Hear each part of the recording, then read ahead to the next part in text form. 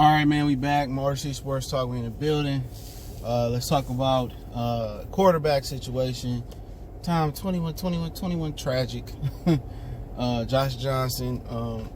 And last night, looked like Josh Johnson won the battle. Savage went against he got one for the first and second quarter. I think Johnson took the second half. And in my opinion, with Johnson only being here for 2 weeks and already passing Savage, who probably been here the majority of the offseason, I believe, and also he had a little injury going, but he had a couple good throws the first game, and they didn't block well for him in the first half as well. But I think that's going to be the trend this year for Lions quarterbacks. You're not going to get premier blocking probably at all, or maybe at least to the first weeks of the season until they start to gel.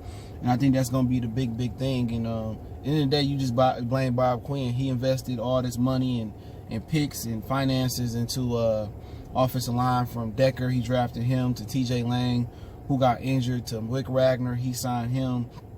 He drafted Graham Glasgow, he drafted Frank Ragnow. And you just go back, Riley Reef, it wasn't him. Larry Warford, who balled down there in New Orleans. Put a Goster Chairless. The Lions have historically put a lot of picks in the offensive line, or a lot of just finances, or just a lot of assets into the offensive line. And at the end of the day, they just suck at scouting the offensive line, or maybe it's just the coaching.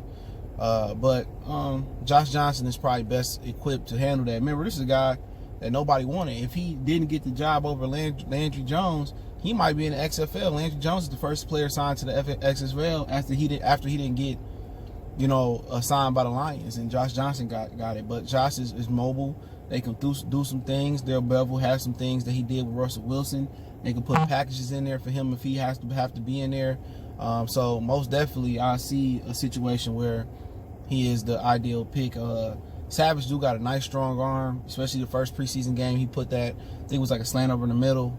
He put it on the rope, but he just ain't it. You know what I'm saying? He just ain't it, man. And like I say it all the time in my videos. Check out the channel, Our Goodfellas Sports TV, and this channel as well. It ain't about what you know, it's who you know. And Time 21 Savage, I think he knew the offensive, the quarterback's coach or whatever, and that's how he got with the Lions. And he sucked. He don't deserve to be a quarterback in the NFL. You can't tell me he deserved to be in the NFL over Colin Kaepernick, or he deserved to have a job over Brock Lesnar, Brock Osweiler, or Drew Stanton. You can't tell me. No. The NFL is a buddy system, and you don't forget that. Well, in the wake of all this anthem shit and all this, kneeling and protesting, you got to remember, it's a buddy system. It's who like who. Terrell Owens wasn't a first ballot Hall of Famer because the media and the powers that be didn't like him. All rationale goes out the window. When you don't like somebody, it's human nature, to make them suffer, make them put them to the side. Don't let nobody tell you nothing different. You know what I'm saying? And somebody in the organization liked Savage. Somebody last year, Matt Patricia, liked Castle because he came from New England. They wasn't the best quarterback. It's quarterbacks that was sitting on the pine. That was better than them this year and last year. But it's a buddy system, and don't let nobody tell you nothing different about the NFL. And the reason Matthew Stafford continues to get the money and get no pressure behind him from a backup quarterback aspect, because they like Matthew Stafford. You know what I'm saying? Stafford, a clean-cut guy, don't seem to have no tattoos. He a nice guy. He talk nice. His family nice. His wife nice. His kids nice.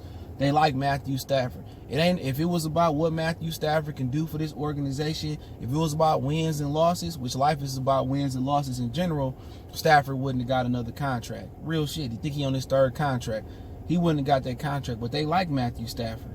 And this organization is showing you that they not about winning. They're more of a mom and pop shop, buddy system organization. So would it shock me if they cut Josh Johnson? No, because they like Time 21 Savage. No. Tom Savage is on par with Matt Castle was last year. But do I expect them to make the right move and carry Josh Johnson? I do.